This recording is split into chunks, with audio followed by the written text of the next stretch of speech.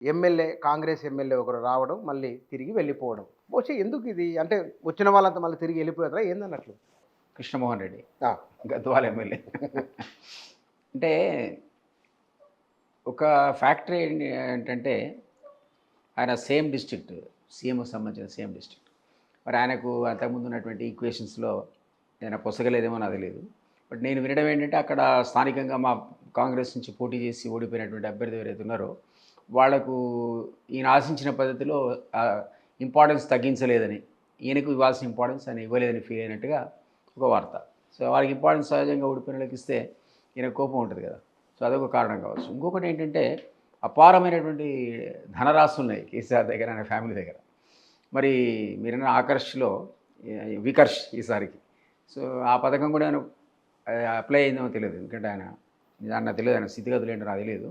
So ఆ పద్ధతిలో తనకున్నటువంటి మనీ పవర్ను కేసీఆర్ కానీ కేటీఆర్ కానీ వాడారేమో కూడా తెలియదు. సో ఇది నేను అనుకోవడం ఐసోలేటెడ్ కేసు అనుకుంటాను అయితే. అందరూ మీరు అన్నట్టు మిగిలిన 9 మంది ఆ బాటలో పోయేటువంటి అవకాశం ఉందని అనుకోను. నిన్న కూడా పోచారం శ్రీనివాసరెడ్డి ఇంట్లో మా సీఎం గారు ప్రత్యేకంగా అట్లా వచ్చినటువంటి 9 మంది బీఆర్ఎస్ ఎమ్మెల్యేలతో ఒక ప్రత్యేక సమావేశం. ఎందుకంటే ఏమైనా అసంతృప్తి ఉందా అన్నది కనుక్కోవడానికి, అట్లాంటివి ఏమైనా ఉంటే రెమెడియల్ మెజర్స్ తీసుకోవడానికి నేను సమావేశం పెట్టినట్టుగా అనిపించింది. కాబట్టి ఇప్పటికైతే అది వికర్షణ అనేది ఉండదు, ఇక చెక్ అయినట్టే. కానీ ఇంకా కొంతమంది తీసుకునే ఆలోచనలో పార్టీ ఉంది.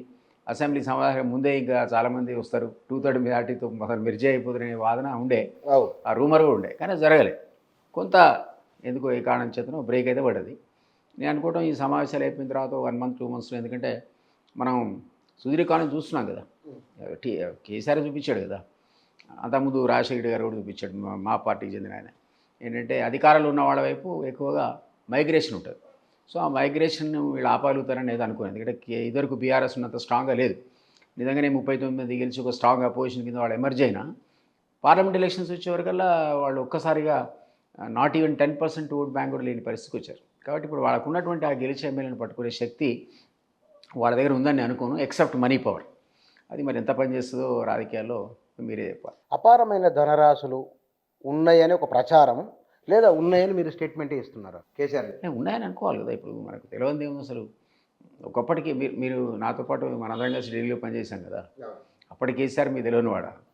ఉన్న ఉద్యమ కార్యక్రమాలు ఏది నిర్వహించాలన్నా మీలాంటి వాడు నాలాంటి వాడు కూడా ఆఖరికి మనం కూడా వేతన జీవులు కూడా ఏదో పద్ధతిలో చందాలు ఇస్తే తప్ప టీఆర్ఎస్ యొక్క ప్రోగ్రాం జరిగిన పరిస్థితి ఉండే ఆ రోజులు ఇక్కడ ఉద్యమ కార్యక్రమాలు. అక్కడి నుంచి మొదటిసారి అధికారం, రెండోసారి అధికారం వచ్చినాక అఫీషియల్గానే మారే 1000 కోట్లని ప్రకటించుకున్నాడు ఆయన. ఆ పార్టీకి అఫీషియల్ బ్యాంక్ బ్యాలెన్సే మా దగ్గర 1000 కోట్లని ప్రకటించుకున్నాడు. అది కాకుండా మీకు జ్ఞాపకం ఉంటే రాజీవ్ సర్దేశాయ్తో ఇంటర్వ్యూలో అనుకుంటా ఏమన్నాడు ఆయన, ఒకవేళ విపక్షాలనే కలిసి ఒక థర్డ్ ఆల్టర్నేటివ్ కింద థర్డ్ ఫ్రంట్ను కనుక ఏర్పాటు చేసేటట్టయితే నన్ను కన్వీనర్గా పెడితే ఈ దేశంలో విపక్షాలకి ఖర్చు అంతా నేనే పెట్టుకుంటాను. ఏమైనా అంబానీయా దాని అయినా ఎట్లా పెట్టుకుంటాడు అసలు? ఆ స్థాయిలో డబ్బులుంటే తప్ప విపక్షాలకు ఎలక్షన్స్లో ఏ ఖర్చు అంతా పెట్టుకోవడం అంటే మామూలు మాట కాదు. అది చెప్పినవాడు రాజీవ్ సర్దేశాయ్, జర్నలిజంలో ఒక స్టాండ్ ఉన్నటువంటి ఫేమస్ పర్సనాలిటీ అని అన్నాడు. కాబట్టి ఏం చెప్పాడు, దాన్ని బట్టి మీరు మన నిన్న దాంట్లో అతిశక్తి ఉందని అయితే అనుకో. అంటే బూస్టింగ్ కోసం అని ఉండొచ్చు. I really don't know, but he said it అన్నాడు కాబట్టే కదా రాజీవ్ ఓపెన్ చేశాడు.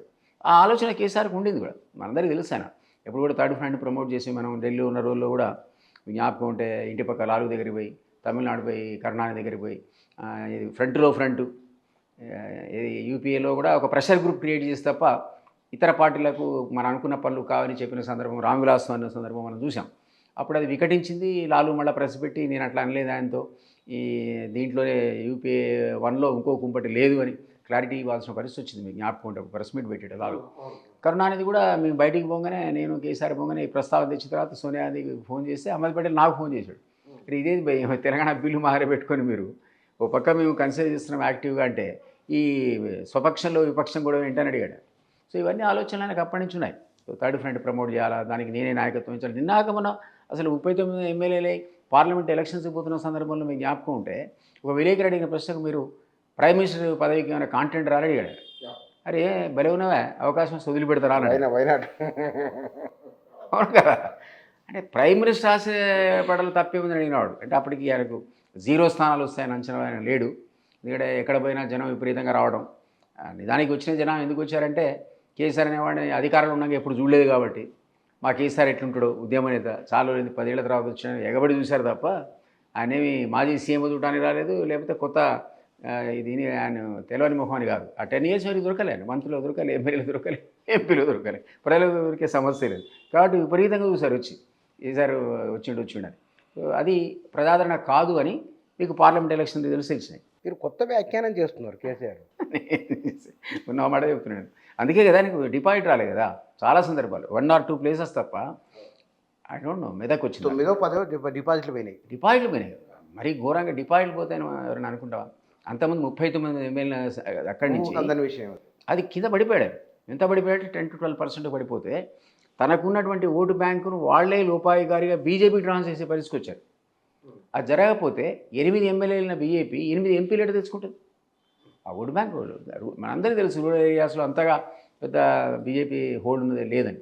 అయినా కూడా వాళ్ళకి 8 ఎంపీస్ వచ్చాయి, మామూలు విషయం కాదు. అది ఎక్కడి నుంచి వచ్చింది అంటే వీళ్ళు కూడా ఎట్లా మనం గెలవం, కాంగ్రెస్ గెలవద్దు కాబట్టి బీజేపీ వేసుకునే అనేటువంటి ఒక సంకేతం, లేదా జనరల్గా న్యూట్రల్ ఉన్న పబ్లిక్ కూడా ఎట్లా బీఆర్ఎస్ పని ఖతం అయిపోయింది అనుకుంటే ఆల్టర్నేట్ కింద మా ఇద్దరి మధ్య చూసి సగం ఇటు సగం ఇటు వేస్తే 8 స్థానాలు వచ్చాయి మాకు.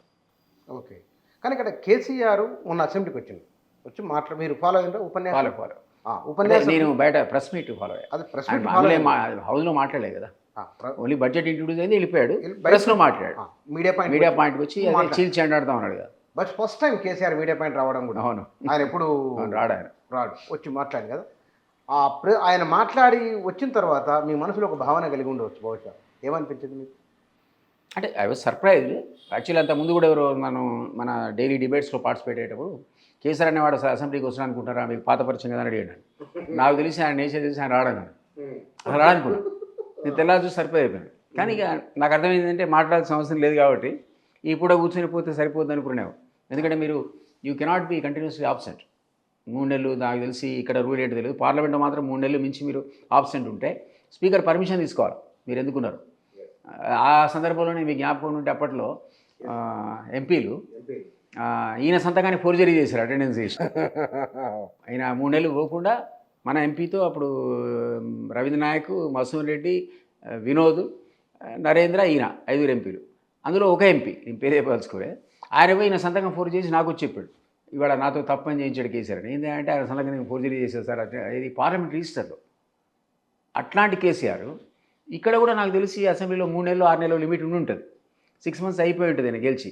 నువ్వు అస్సలు రాకపోతే డిస్క్వాలిఫికేషన్ ఫేస్ చేసినాము. అది రూల్ ఇక్కడ కూడా ఉంటుంది అసెంబ్లీ, నాకు జ్ఞాపకం లేదు. కానీ ఇక్కడ కూడా మీరు కంటిన్యూస్గా ఆబ్సెంట్ వితౌట్ పర్మిషన్ స్పీకర్ ఉండడానికి వీల్లేదు.